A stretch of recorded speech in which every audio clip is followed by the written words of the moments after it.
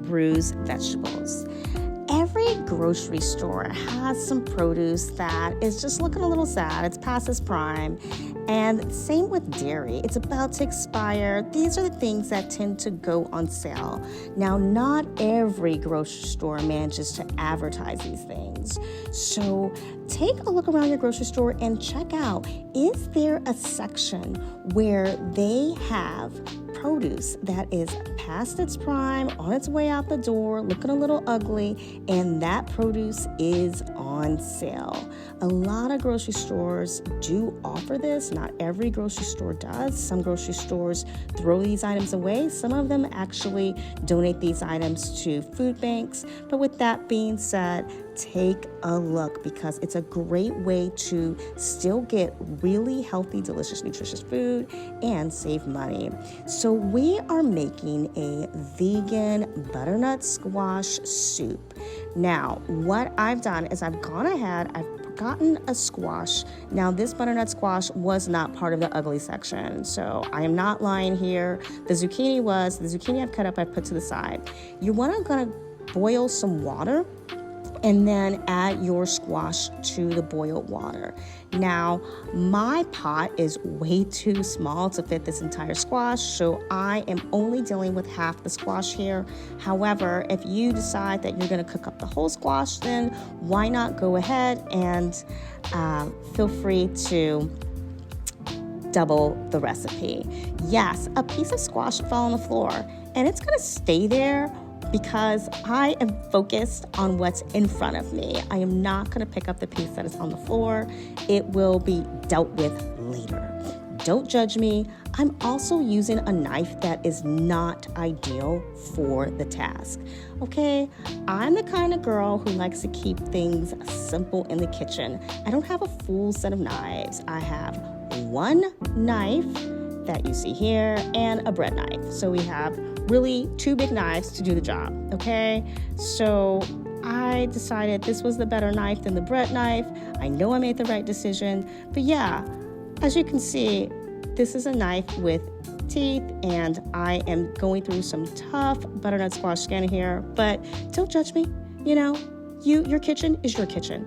So I'm gonna go ahead, I'm gonna boil all these pieces. Now, to be fair, I could have totally just taken this entire squash, stuck it in the oven, place the whole thing in the oven uncut, set the temperature at 350 and bake for an hour till it is soft enough so that I can slice it easily.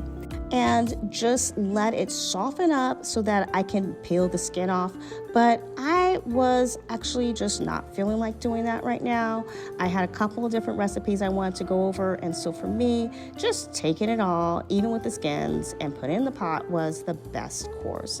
All the same, it's still gonna taste delicious. So with that being said, what am I doing with that zucchini? It's going in a bowl, and it's gonna be joined by its friend, this delicious looking yellow squash. Now, okay, this guy was also in the ugly section, and sometimes these grocery stores will bundle vegetables for you, and they're like, we've got some zucchini and we've got some squash, they all look sad, let's go put them together, and this onion and this potato also look really sad, so put them together.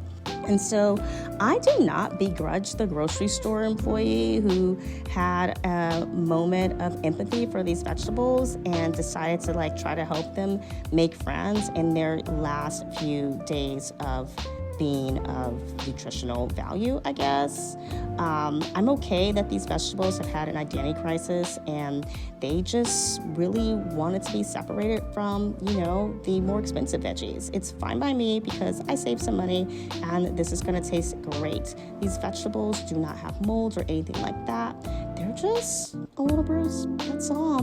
Now, you may also find in your grocery store that dairy has gone on sale. I used to see this a lot with yogurts and cheeses, cream cheese. These will always be marked down super low because the store just wanted to get these items off the shelf. It just made more sense for them to try to sell it. And with that being said, when you are purchasing those kind of sell items, you do want to double check to make sure that it's not going to go bad the next day if you're not going to eat it that day. But now that I've got all of my zucchini and squash done, I'm gonna go ahead and I'm gonna chop up some bell peppers. Now, these bell peppers, I'm not really sure why they were also in the sad section, but I'm loving it. So what you're gonna do with your bell peppers is you wanna make sure that you remove the seeds. You don't have to have like really tiny bell pepper pieces unless you want to. I mean, I, for one, really like to see some hearty bell pepper. Sometimes I feel like a kid when I eat because I just love, colorful surprises in my food. Not like creepy surprises, but like fun food surprises where it's like, oh yeah, I forgot. I put bell pepper in here and look, oh, is that a mushroom? This is so amazing. I don't want it to be so tiny and minuscule that I'm searching for the food simply by taste. I like the visual as well. So all of this delicious bell pepper is going to go in our bowl. Chop up some mushrooms as well. I had a package of like little baby portobello mushrooms, baby bellas. And now if you buy loose mushrooms, then, you have to kind of figure out what 8 ounces is. But honestly, I love mushrooms. For me, it gives it kind of like a more chewy texture to whatever I'm eating. And if you are vegan like me, then you might miss having some kind of chewy, meaty texture. So going ahead and having mushrooms in this is a true delight.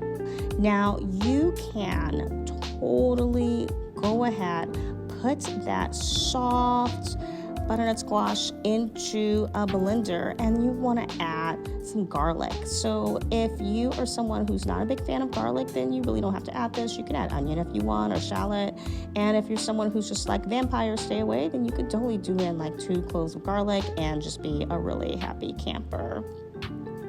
Once your garlic is in the blender, you want to go ahead and add also to the blender some non-dairy milk. So I, for one, do not have one of those fancy Vitamixes. As you can see here, this is just kind of an old school blender, but it does the job. Put everything in the blender and start blending. Now, things are gonna get thick pretty fast, so you'll wanna go ahead and add like 1/4 cup of water, and then you want to add more squash. And the name of the game here is add squash and blend. When it gets too thick, if you still have more cooked squash, then add another 1/4 cup of water and add more squash. You want to keep blending your squash until there are no more chunks. And so, in my case, giving the blender a little shake definitely helps things up. Once you know your stuff is chunk-free, then it is time to go and check your veggies. So those veggies that we put aside, we actually want to cook them down in a little bit of water, like maybe less than 1/4 cup of water, and let it simmer down so that the vegetables are soft, but you don't want them soggy. And then once that happens, it takes about maybe 15 minutes, you want to add your squash to the bowl. So now all of our vegetables are cooked. We actually don't have to add any more heat to the butternut squash because remember, the squash was cooked before we blended it. We did keep the skins on the squash, and that is totally fine. This is chunk free because everything went into the blender. And now those vegetables are piping hot, so we're going to stir this up. And so that way the texture of the vegetables has been preserved, and yet the flavors are going to blend in with the squash ever so nicely. Now, the good thing about this is that you can make this any time of year, and this particular recipe was enough for a week. So I was able to get 7 servings out of this. If you have some picky eaters in your household, especially kids, this is a really fun recipe to have them cook with you. So have them, give them like a really easy, breezy, kid-friendly knife and have them chop up the vegetables because they are going to be really interested in those colors, and it's going to make it easier to serve it to them later because they're going to want to know, how did this taste like this thing that I created? I myself love a good kick, and so I try not to use a lot of salt, but I do use a lot of pepper. So I use black pepper and crushed red pepper, and then a little bit of salt in here. And remember, we've already got that garlic that's been blended in. So once you give that a couple of stirs to make sure all the flavors are melding together, then it's time to go ahead and to put this in your jars. So you could wait till it can be completely cool before you put this in your jars. This was a jarring day for me. So as you can see, I had a little dessert cup that I also made that had some mango and some nut butter and some roasted mulberries. I am just gonna go ahead and fill up these jars before I sit down and have a bowl of this delicious soup for my lunch. So there it is, my friends. We have a vegan butternut squash soup. I hope you enjoy.